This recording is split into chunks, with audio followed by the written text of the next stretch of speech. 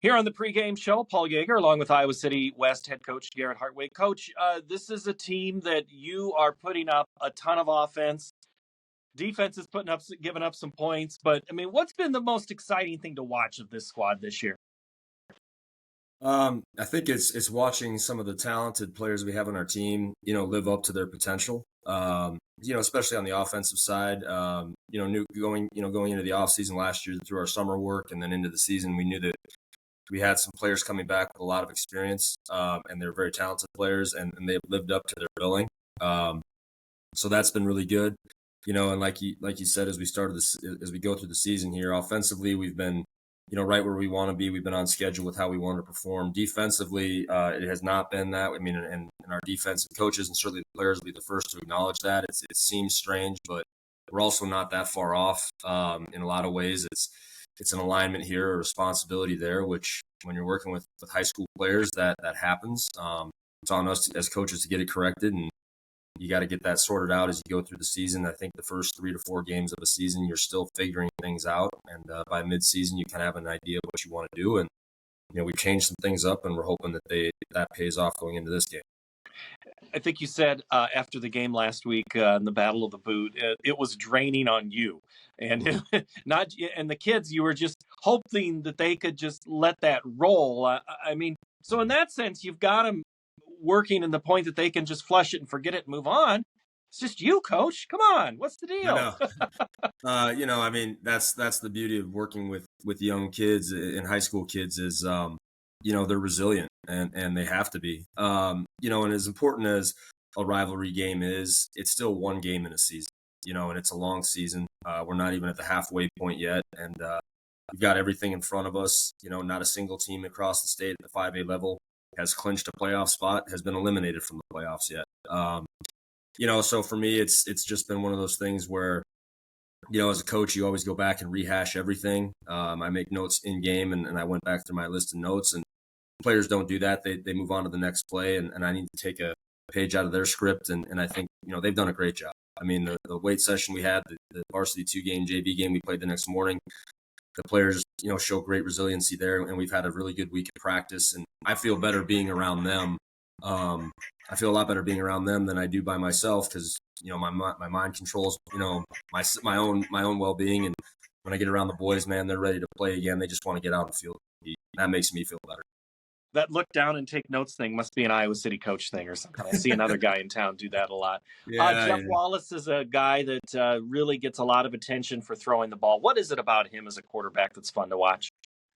There's two things that, Jack has talent. There's no doubt about it. What makes him special, though, is his toughness and now his experience. I mean, he's been a 4-year starter, which is rare at this level.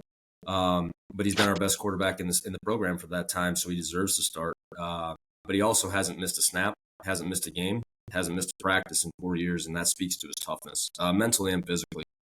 And so that, this year the offensive system we now have in place has really exploited what he can do in a lot of ways. But credit goes to him. He puts in work that he's put in work over the years outside of regular workouts and practices that nobody knows about. And, you're seeing that work come to fruition as we go through the season. It helps having a couple of really good targets to go to. I look at Mason Woods, and again this week, another good story about him and just his recruiting. And, that's always something that guys have to deal with. And when you have special players like you've had over the years and have on this squad, that also has to be fun for you. Yeah, it's great. A coach is as good as his players. And I've been blessed at Iowa City West to have some great ones come through, and we have guys on the roster that are really talented at the state level, and the credit goes to them. I mean, it's my job to put them in positions to have success. At the end of the day, they make plays, and they've been doing that this year offensively, and defensively, we're going to get there. And once we put our team together from an offensive and defensive perspective, and continue to play well on special teams, I like our chances against anybody. At the same time, that ball's weirdly shaped, and Friday nights that can go anywhere. I'm sure Ankeny would say the same thing with some of the teams they've played. They've had an incredibly tough schedule, and they're 1-3, but it's not a normal 1-3, and we're 2-2, and the edge between the line between us being 4-0 and 2-2 has been razor thin. And I think that's the beauty of Friday night football and high school football.